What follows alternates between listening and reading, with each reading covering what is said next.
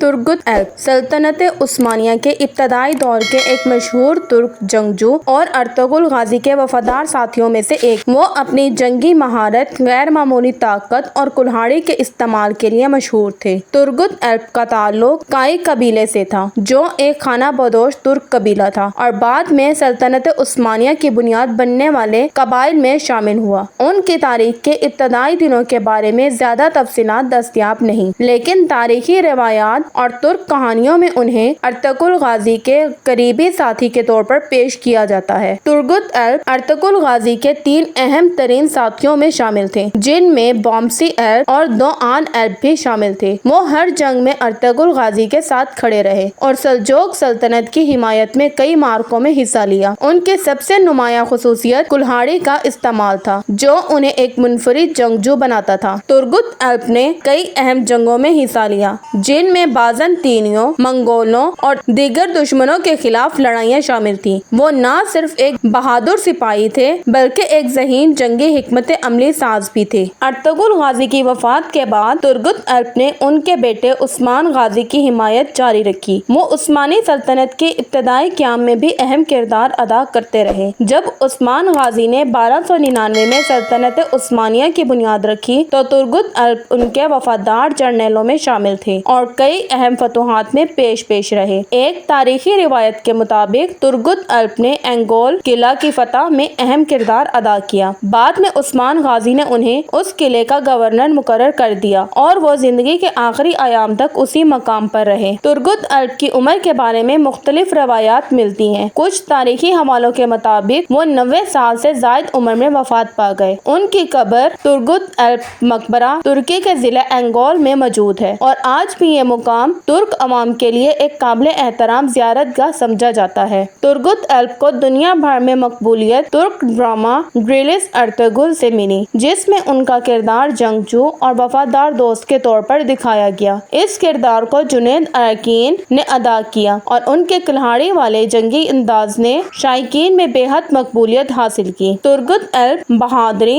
وفاداری اور جنگی مہارت کی علامت تھے۔ وہ ارطغرل غازی اور عثمان غازی دونوں کے قریبی ساتھی رہے اور سلطنت عثمانیہ کی ابتدائی فتوحات میں اہم کردار ادا کیا۔ آج بھی انہیں ترک تاریخ کے عظیم جنگجوؤں میں شمار کیا جاتا ہے۔